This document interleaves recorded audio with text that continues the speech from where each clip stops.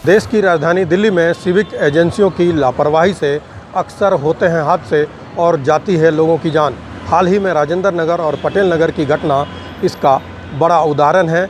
और इस वक्त मैं आपको बता दूं कि सिविक एजेंसी की बड़ी लापरवाही द्वारका विधानसभा के महावीर इनक्लेव इलाके से सामने आई है। इस वक्त मैं मौजूद हूँ महावीर इनक्लेव के, जिस घर के बाहर आप देख सकते हैं कि ये कर्नल DS सोलंकी, जो अब इस दुनिया में नहीं है, उन्होंने आर्मी के लिए सेवा की, उनके बेटे डॉक्टर हैं और पूरा परिवार पढ़ा लिखा है। लेकिन पिछले 4 सालों से अजीबोगरीब समस्या से ये परिवार जूझ रहा है। मैं आपको दिखाना चाहता हूँ कि ये घर के ठीक अंदर जैसे घुसते हैं वहाँ पर ये मोटर लगा हुआ है और ये मोटर मीठा पानी भरने के लिए नहीं, बल्कि इस घर में जो बेसमेंट बना है उस बेसमेंट में पानी लगातार पिछले 4 साल से जमा हो रहा है। और उसी पानी को निकालने के लिए ये परिवार रोज़ इस तरह से 1 नहीं 2 नहीं बल्कि 3-3 मोटर सारा दिन चलाता रहता है। और ये जो पानी आप देख रहे हैं मोटर से पाइप के थ्रू जो आ रहा है, ये बेसमेंट का पानी है जो 4 साल से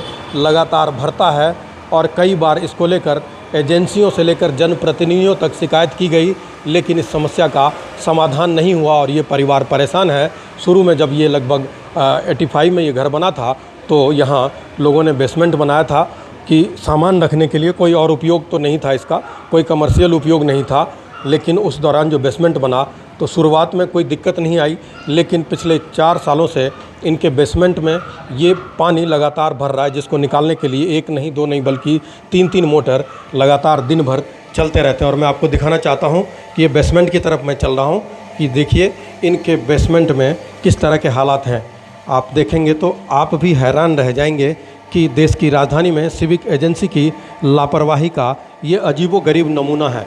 ये आप देख सकते हैं कि ये बेसमेंट है और बेसमेंट में इस तरह से ये पानी पिछले 4 सालों से लगातार भरता रहा है, जिसकी शिकायत ये परिवार एजेंसियों के साथ साथ जनप्रतिनिधियों तक को करता रहा है।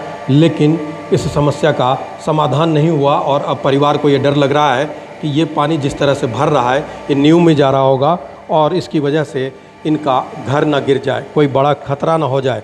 हैरानी की बात है, किसी के समझ में नहीं आ रहा कि ये पानी, देखने में तो ये पानी साफ़ लगता है, लेकिन ये जल बोर्ड का पाइपलाइन टूटा हुआ कहीं से है, इस बात की कोई जानकारी नहीं है, या फिर ये सीवर का पानी है, क्योंकि परिवार वालों ने बताया कि कई बार गंदा पानी जो है सो ये भर जाता है। आप देखिए ये पानी किस तरह से पूरे बेसमेंट में फैला हुआ है। इस परिवार को 4 साल पहले तब पता लगा जब यहाँ काफ़ी सारा सामान रखा हुआ था उनका, वो सामान जो है वो ख़राब हो गया है। और पिछले 4 सालों से इसी तरह से इस मोटर को लगाकर बेसमेंट से पानी निकालने की प्रक्रिया लगातार जारी है। सिर्फ रात के वक्त मोटर बंद होता है और फिर सुबह होते ही घर का और कोई काम हो ना हो, लेकिन इस मोटर पानी को बाहर निकालने की प्रक्रिया जो है वो शुरू की जाती है। इस घर के लोग जो रिटायर्ड कर्नल जो इस दुनिया में नहीं हैं, उनकी पत्नी हैं और उनके और बच्चे हैं, और उनसे हम बात करते हैं कि किस तरह से ये परेशानी और कब से झेल रही है। जी सबसे पहले अपना नाम बता दीजिए। मैं शकुंतला सोलंकी, मैं 76 ईयर्स की हूँ। ये जून 21 से ये पानी कंटिन्यूस आ रहा है और सिर्फ 5 दिन बीच में 21 के बाद 5 दिन से, जब आतिशी जी धरने पे बैठी थी, जब 5 दिन पानी नहीं आया था यहाँ पे इस एरिया में, तब यहाँ का बेसमेंट का पानी बंद हो गया था। उसके बाद कंटिन्यूस पानी आ रहा है। इसमें बारिश या ना बारिश से कोई मतलब नहीं है, बारिश से कोई मतलब नहीं है, आए चाहे ना आए पानी कंटिन्यूस आ रहा है। और हम सुबह 5 बजे मोटर चलाते हैं 3, और ये रात को मैं 11:45 बजे बंद करती हूँ। दिन में 2-3 घंटे बंद करती हूँ, क्योंकि हाँ जी, कई मोटर हमारी जल चुकी और लगातार मैं 2-3 घंटे पक्का बंद करती हूँ, क्योंकि बहुत गर्म हो जाते हैं। स्विच बोर्ड भी कई चेंज हो। ये पानी किस चीज़ का है? मीठा पानी है, सीवर का पानी, कुछ पता? हमें नहीं पता, क्योंकि जल बोर्ड वाले आए थे, कहते हैं हमने चेक किया है ये जल बोर्ड का पानी नहीं है, और सीवर वाले कह रहे हैं ये हमारा पानी नहीं है। तब उन्होंने पूरा हमारा नीचे से फर्श तुड़वाया, मैंने बुलाया था किसी को, पूरा फर्श तुड़वाया कि हम ये देखेंगे ज़मीन से पानी आ रहा है क्या। तब पता लगा कि ज़मीन से पानी नहीं आ रहा है, गली की साइड से पानी आ रहा है, जहाँ पर सीवर भी है और जल बोर्ड की लाइन भी। आपके लिए कितनी बड़ी परेशानी है, हर चीज़ की परेशानी है।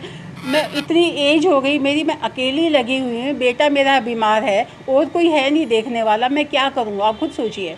और कोई कहीं नहीं सुनता है। घर गिरने का भी खतरा हो सकता बिल्कुल, सबसे ज़्यादा घर गिरने का डर है। अब बाहर से मेरे पास बच्चे आए थे, मेरे पास 6 बच्चे यूएस से घूमने के लिए आए थे यहाँ पे, और आप सोचिए मेरी कितनी प्रॉब्लम थी, कितनी मेरी टेंशन थी कि घर को कुछ हो गया तो मैं क्या करूँगी, बाहर के बच्चे आए हुए हैं, मैं क्या करूँगी, कितनी मेरी ज़्यादा परेशानी थी। बहुत इस तरह के हालात देखकर तो वो भी पूछ रहे होंगे कि ये है क्या। भी पूछा कि ये क्या है, कि आप कंप्लेंट नहीं करती हो, किसको करे, कौन सुनता है, किसको कंप्लेंट करें। बीच में आप बता रही थी कि जेई आए थे, वो क्या बता रहे थे, क्या कह रहे थे? जेई तो अभी आए थे, रिसेंटली आए थे। उन्होंने बोला कि पहले हम सीवर लाइन की सफाई करवाएंगे। उन्होंने ढक्कन उतरवा के देखे थे, कहते गंदा है, पहले हम सीवर की सफाई करेंगे, उसके बाद हम जल की जो पानी की लाइन है उसको चेक करवाएंगे।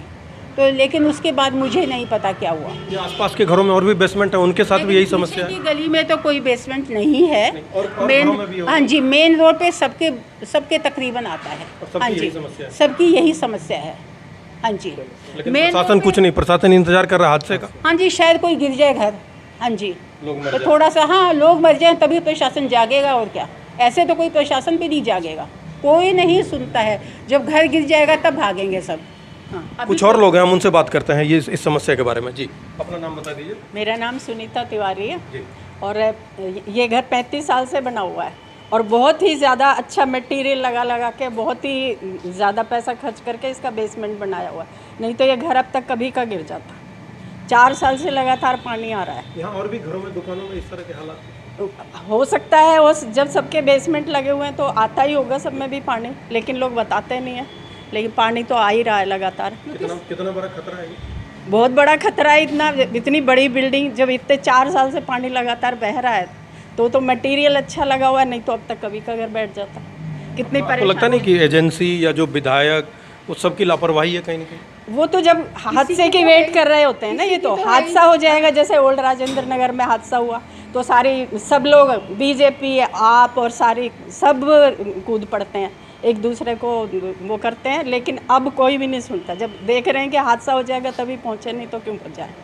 आपके कभी इस समस्या के लिए विधायक नहीं आए या कोई बड़ा अधिकारी नहीं आए। कौन है विधायक आपके यहाँ? ये विनय मिश्रा जी हैं। कभी नहीं आए? नहीं। आपने बताया भी था। और यहाँ पे सब जगह पानी है। देखिए, थोड़ा सा उनको भी, इसी एरिया के हैं तो उनको खुद को भी देखना चाहिए। ऐसा हो नहीं सकता कि उनको ना पता हो, ऐसा नहीं हो सकता कि उनको ना पता हो, उनको भी पता होगा, क्योंकि जो हमारे साथ इस इलाके के एक प्लम्बर हैं जो काफ़ी सालों से इस इलाके में काम करते हैं। कई घरों में जाते हैं जब कोई मोटर या और अन्य चीज़ जो संबंधित शिकायत होती है, हम उनसे पूछते हैं। जी, अपना नाम बता दीजिए। मेरा नाम प्रशांत है।